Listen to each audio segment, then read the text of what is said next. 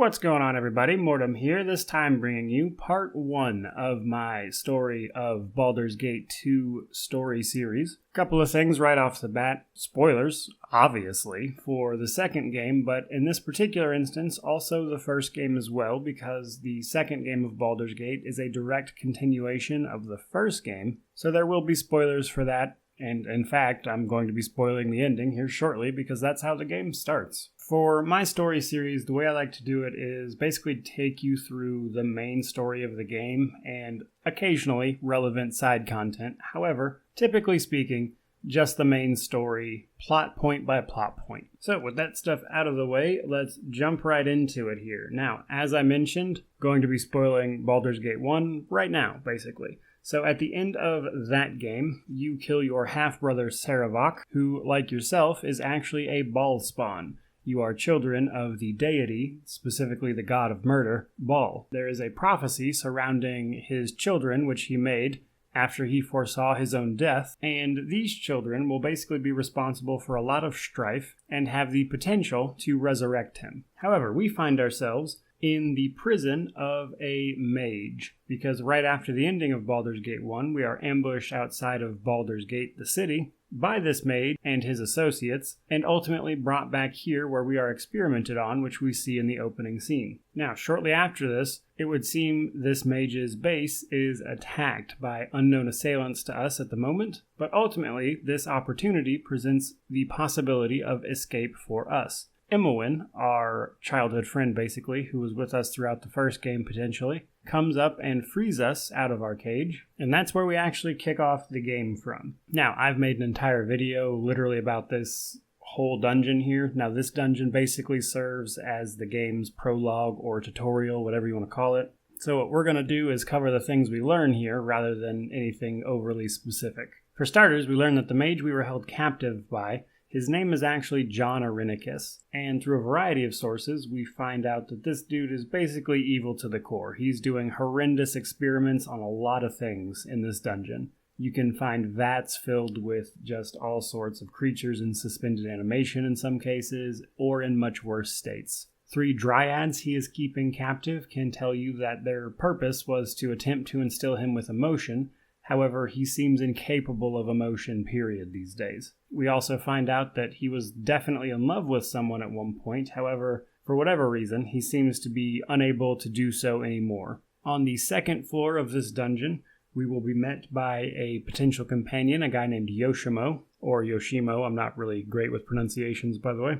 Yoshimo, again, will offer to come with us and basically help us out with this dungeon and, strength in numbers kind of thing. And then on the second floor, we have the potential to learn a couple of other things. For starters, we can come across a room where Arinicus was actually cloning this woman from his past. However, the clones aren't taking very well at all, and most of them are straight up hostile, as they are well aware that they are not the person that Arinicus is trying to make them into. We can also learn on this floor about the guild war going on, apparently between some sort of assassins as well as a rival group, though we don't know too much about the rival group at this particular juncture. And all of that setup is basically what we can learn before we leave this dungeon even. And then once we finally make our way to the exit and actually leave, we'll be hit with this narration. The tunnel slopes upward into the welcome glare of daylight. Such is your relief that you barely notice the debris at your feet, the remnants of a battle fought only moments before. Surveying the carnage, you hear a scream of rage, and a massive explosion collapses the passage behind you. The sounds of combat greet you as you struggle to your feet. The fight, it seems, is still going strong. Now, once that's over, we will see this sort of scripted event between Arinicus and Imowen, as well as us standing off to the side, where Arinicus is being attacked by the assailants from the dungeon we were just in. He kills a great deal of them, has some back and forth with you and Imowen, where Imowen attacks him with spells. Ultimately, he survives. However, right after this, they are met by a bunch of mages that teleport in and basically try to take Imowen as well as Arinicus in custody. Now, ultimately they're successful because Arinicus, after killing several of these wizards, just allows himself to be taken in. Now, after this happens, one of our potential companions we would have met in the dungeon, who isn't super relevant to the overall plot, while she's definitely an important character, we're not going to be covering all of the companions in this either, so we're going to try to keep the involvement of the companions to main story relevancy as much as we can. But one of our potential companions, Jaheira, will actually suggest that we go to the slums. And if she's not in your party to tell you this, regardless of whether or not she's with you, you will still be met by a man named Lair, I think it is.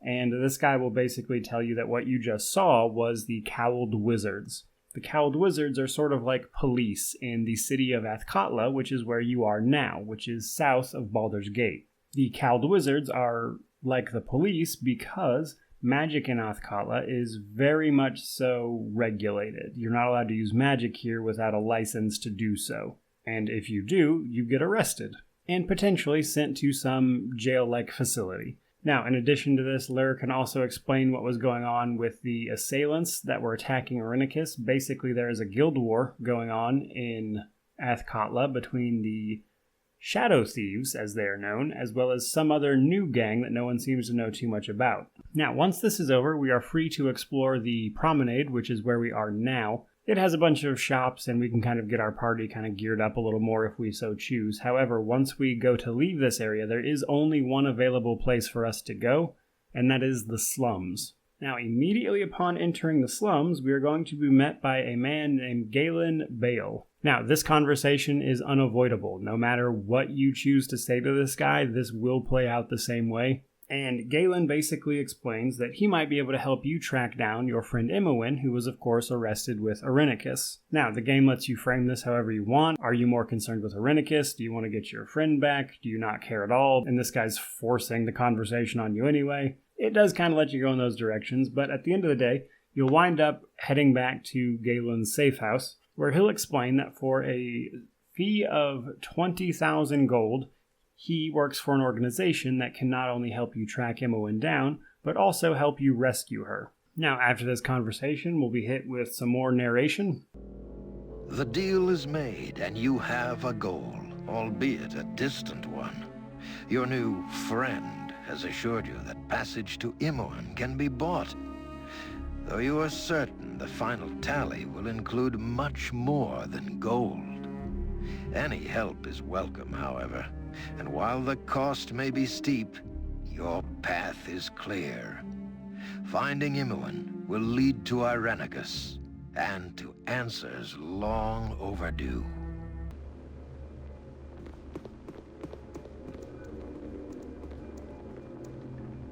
These are the prisoners from the disturbance at Joaquin's Promenade. What is known? Not but their names. The mage is John Irenicus. The girl is Imowen.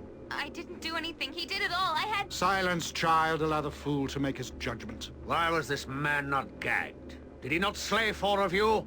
We dared not approach. Regardless, in the end, he came willingly. What should be done with them, sir? They are deviants. Let them rot in Spellhold.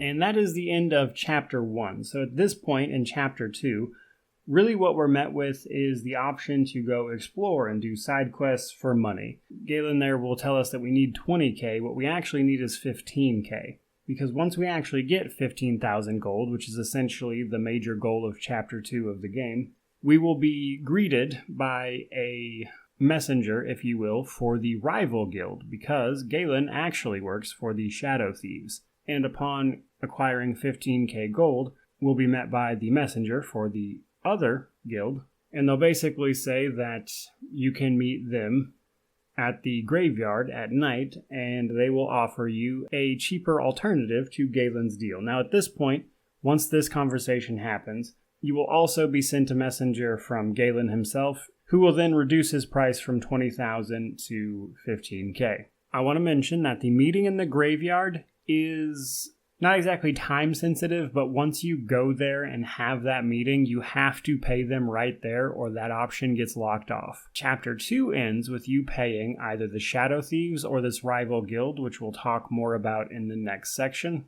But that's the entirety of Chapter 2. It's just getting some money together and paying one of these groups of people, which is very easy to do. Now, the only thing I want to mention as well for this first introductory part for our story series is simply that if it wasn't obvious, the mage Irenicus was experimenting on you specifically because you are a child of Baal. That is important later.